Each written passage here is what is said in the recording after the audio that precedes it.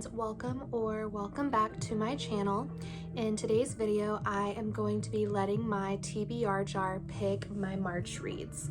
So this is a first for me.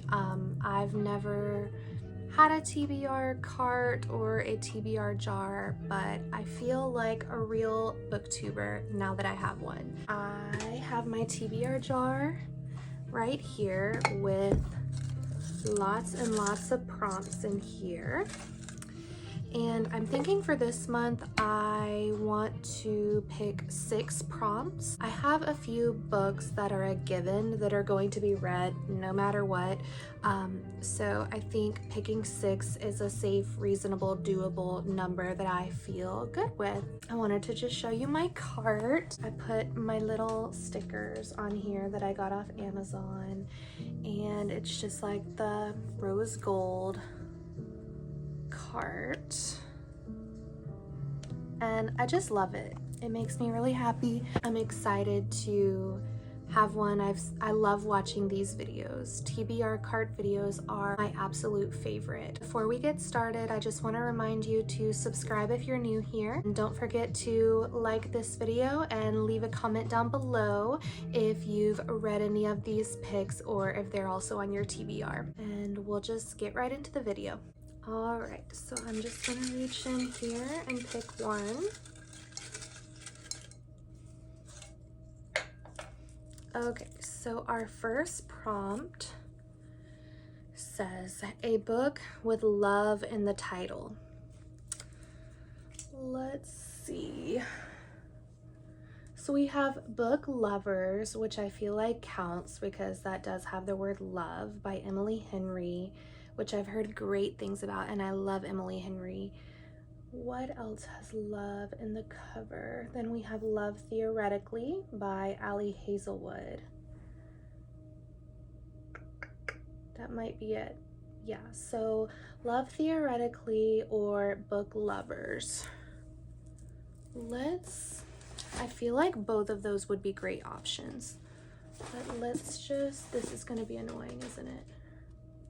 Stay. So Book Lovers is a enemies to lovers trope between Nora Stevens, who is a literary agent, and then Charlie Lastra, who is an editor.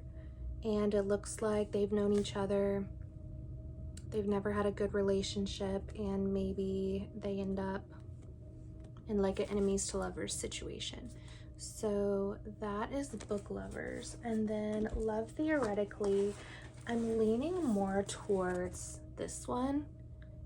I just love Ali Hazelwood, and anything by her I know is very likely going to be at least a 4-star read for me. This one says, rival physicists collide in a vortex of academic feuds and fake dating shenanigans in this delightfully STEMinist rom-com from New York Times bestselling author.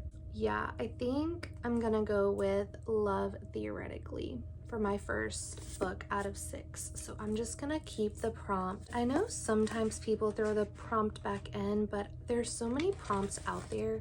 I think I'm just going to keep the prompt once I choose it out, and then I can always replace it with a different prompt. So that's Love Theoretically. I'll read the back. It says, the many lives of theoretical physicist Elsie Hanaway have finally caught up with her. By day, she's an adjunct professor toiling away at grading labs and teaching thermodynamics in the hopes of landing tenure. By other day, Elsie makes up for her non-existent paycheck by offering her services as a fake girlfriend, tapping into her expertly honed people-pleasing skills to embody whichever version of herself the client needs.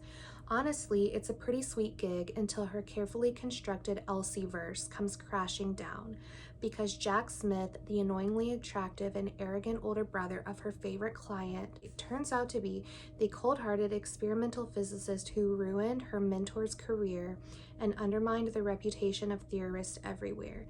And he's the same Jack Smith who rules over the physics department at MIT, standing right between Elsie and her dream job.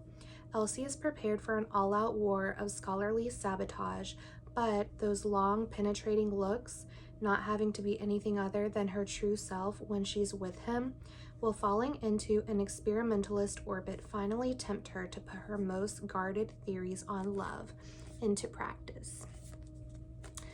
Yeah, this has been on my TBR for a while, so I just think I have to go with this one. So prompt number 2, a banned book. I don't know if any of these are banned books on here. I know that The Hunger Games is on some banned book list. Let me go look it up really quick. Okay, I looked it up, and The Hunger Games is a banned book in a lot of libraries and schools. It says due to violence and political views, there's children killing children. It's a fight to the death competition. I'm so excited to read this, and also because the new release from Suzanne Collins is coming out in March, which I won't be through the series by that time. But this was one of the series that got me into reading when I was a kid, and I haven't read it since, but I love it. I think I'll blow through this pretty quickly. The back, it just says, winning means fame and fortune, losing means certain deaths. There's a lot of political undertones in this series, and I've heard that it is being added to a lot of banned book lists.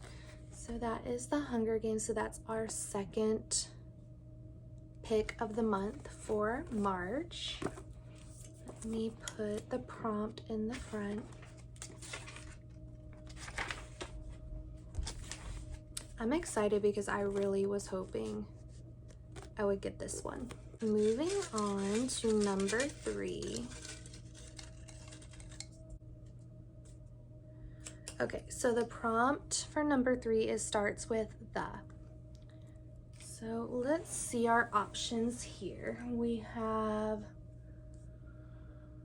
nothing on the first row. On the second row, we have The Night Circus, The 7 Husbands of Evelyn Hugo, The Last Letter, The Secret Garden, The Unhoneymooners. That's quite a few options to choose from. That's a hard pick. I'm not really in the mood for The 7 Husbands of Evelyn Hugo. The Night Circus has been on my TBR for a long time, and excuse the cover, I've had this for a long time. It's ripped a little in the front right here. I need to tape it. But this book I bought a long time ago when one night I was doom scrolling through Reddit and got into a Reddit thread of people talking about their favorite books of all time, and I kept seeing this book come up over and over again. So I ordered it, and I've had it for a few years. I think I tried to start it one time and I only got a couple of chapters in. It's a book involving magic. So this book is by Erin Morgenstern, and it says #1 national bestseller. The circus arrives without warning. No announcements precede it. It is simply there when yesterday was not. Within the black and white striped canvas tents is an utterly unique experience full of breathtaking amazements. It is called Le Cirque des Rêves. Definitely just butchered that. And it is only open at night. But behind the scenes, a fierce competition is underway, a duel between 2 young magicians, Celia and Marco, who have been trained since childhood expressly for this purpose by their mercurial instructors. Unbeknownst to them both, this is a game in which only one can be left standing. Amidst the high stakes, Celia and Marco soon tumble headfirst into love, setting off a domino effect of dangerous consequences and leaving the lives of everyone from the performers to the patrons hanging in the balance. Then one of the reviews says, a love story for adults that feels luxuriously romantic. So that sounds amazing, and I think back when I picked this up, I was in kind of a reading slump, and at the time this wasn't really the book I was looking for, I don't think. It definitely has a lot of build up into the world, and it was just a little slow at the time. I think I needed more of like a guilty pleasure read, and this is more a read that might take a little time to get through, but I think in the end would be really worth it. Everyone I know who's ever read this, it's been like a 4 or 5 star or 6 star read. So I think we have to go with it. The Night Circus. All right, next up, I keep forgetting to put the prompt back in the book so I can remember. Okay, here we go. Number 4, an author I love. I love Carissa Broadbent.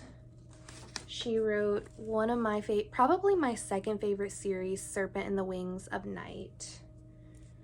Elsie Silver, I love, although I tried to start this Gold Rush Ranch series and I was having a harder time getting into it than I did Chestnut Springs, but I'm open to revisiting it, which is why it's on this cart. Allie Hazelwood, but we already have an Allie Hazelwood book on our list for this month. The Last Letter by Rebecca Yarros. You guys know she's my absolute favorite author, but I've heard this book is really, really sad, and I'm not really in the mood to cry.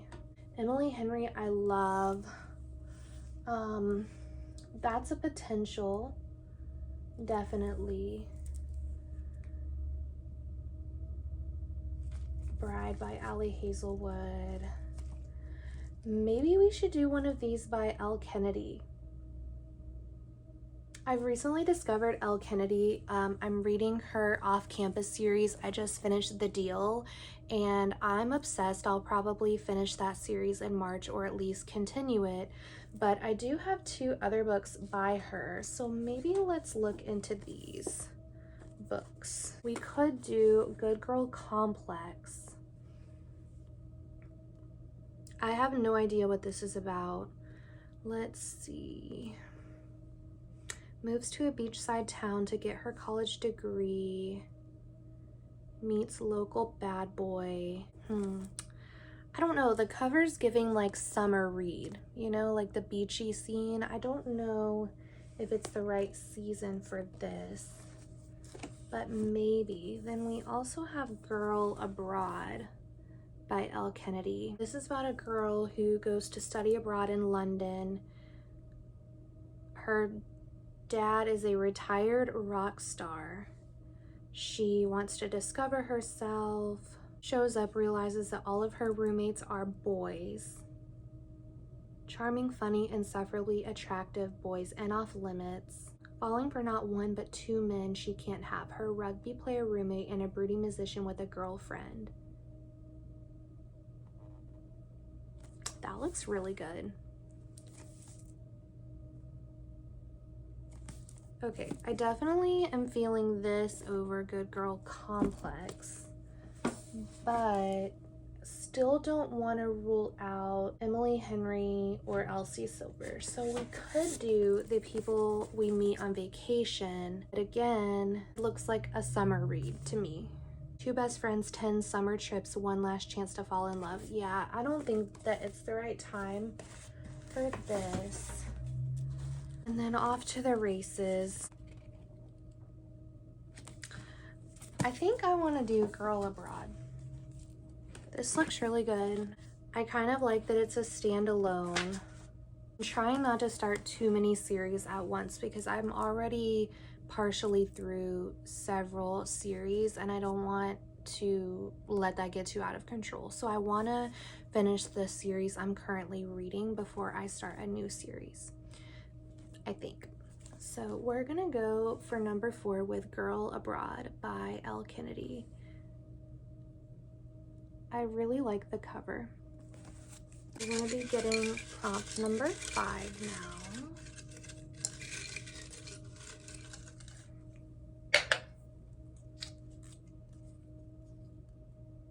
A book you've owned for years. Let's see. It's gotta be this one. This is the book I've had for literally, I think about of course it's stuck on the cart. I've had this book for several years because I bought it when it had just come out, and it came out in 2019. Yes, I've had this book a long time. Three Women by Lisa Taddeo. This is a #1 New York Times bestseller. I did not even know my cat was in here.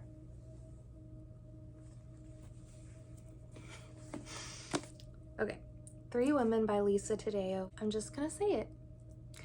Desire as we've never seen it before, a riveting true story about the sex lives of 3 real American women based on nearly a decade of reporting. When I saw this book, I found it very interesting. I liked that it's nonfiction.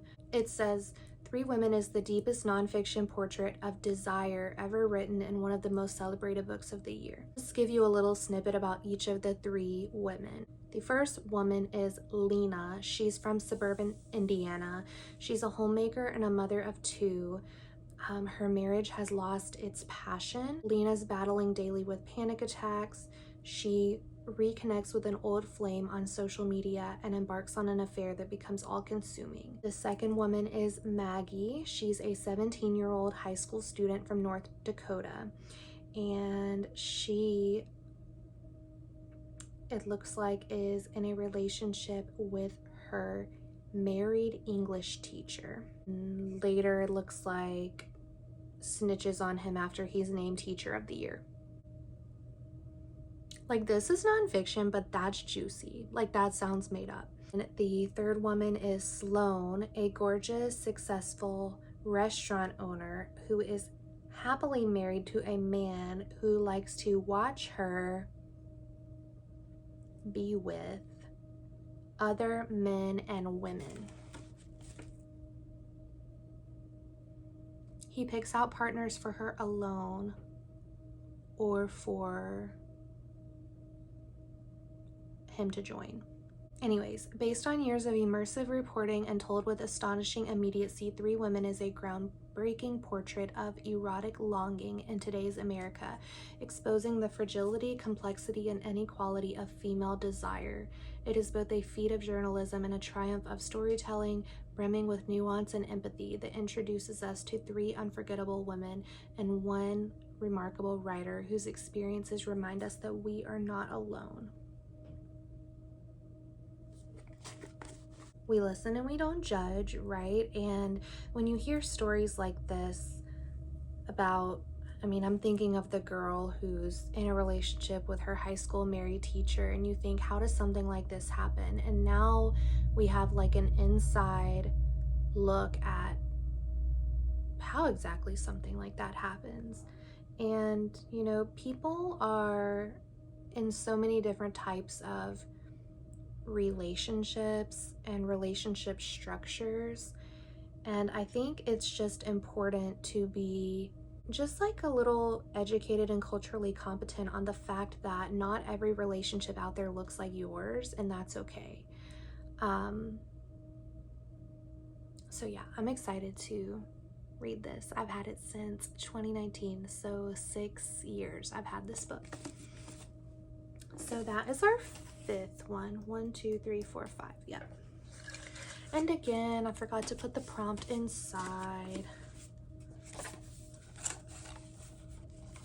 And then number 6.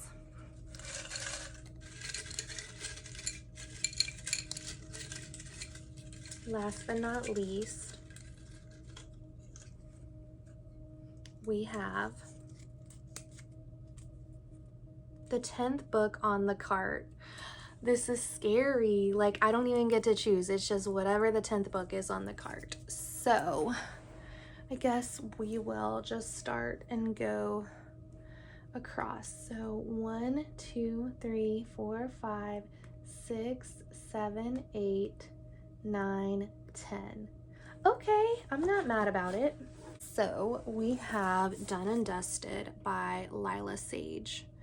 This is a very popular cowboy romance series. I think there's three or four books in the series now. I own the first two books. I'm glad this is a shorter read. It has 321 pages, so it's not too big of a book compared to some of the others here. This series is Rebel Blue Ranch, so the Rebel Blue Ranch series.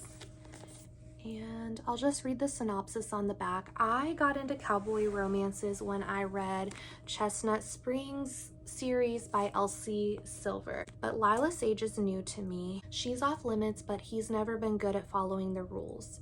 Discover the sizzling, small-town brother's best friend romance. For the first time in her life, Clementine Emmy Ryder has no idea what she's doing. She's accomplished everything on her to-do list. She left her small hometown of Meadowlark, Wyoming, went to college, and made a career for herself by doing her favorite thing, riding horses. But after an accident makes it impossible for her to get back into the saddle, she has no choice but to return to the hometown she always wanted to escape. Luke Brooks is Meadowlark's most notorious bad boy, bar owner, and bachelor. He's also the unofficial 5th member of the Ryder family. As Emmy's older brother's best friend, Luke spent most of his childhood antagonizing her. It's been years since he's seen her, but when she walks into his bar and back into his life, he can't take his eyes off of her. Against his better judgment, he wants to do a whole lot more than just look at her. Emmy's got too much on her mind to think about romance, and Luke knows he should stay away from his best friend's younger sister. But what if Luke is just what Emmy needs to get her spark back? Or will they both go up in flames? I feel good about our picks. We have, let's see, wow. We have 1, 2, 3 romances, which is fine because that's my favorite genre. And then we have Hunger Games, which is dystopian, Night Circus, which I guess would be fantasy, and then 3 Women, which is nonfiction. I like it. It's a good variety. Those are the 6 books for the month of March. This was really fun. My goal is to read 8 books in March, so we'll see if I'm able to accomplish that. I started the Magnolia Parks series, and I think that might be my favorite book of all time, Magnolia Parks. I'll probably do a whole video talking about it and reviewing it, but I might blow through that series in March as well because I can't put it down. I'm almost done with book 1, and then I'm going to move on to Daisy Hates, which I've heard is even better than the first one. But other than that, I'm anticipating continuing the Magnolia Park series. I'm anticipating continuing the Off-Campus series by Elle Kennedy. And then I'm a mood reader, so I'm often reading multiple books at once just depending on what mood I'm in, starting new books depending on what mood I'm in. So we'll just see what else gets thrown into the mix. These are my hopefuls. There's no guarantee I'm gonna finish them because February was a little bit of a hot mess. I did not finish everything that was on my TBR, and I read books that were not even on my TBR. I'll be doing a reading wrap-up for February, so stay tuned for that in the next few days. But other than that, I want to thank you guys if you're still watching this video. If you made it this far in the video, leave a heart emoji down in the comments so that I know you watched the whole thing. And other than that, don't forget to subscribe, like the video, turn my notifications on if you never want to miss an upload. And I just want to thank you guys for the support on this channel. I hope you're doing really well, and I will see you guys in the next one.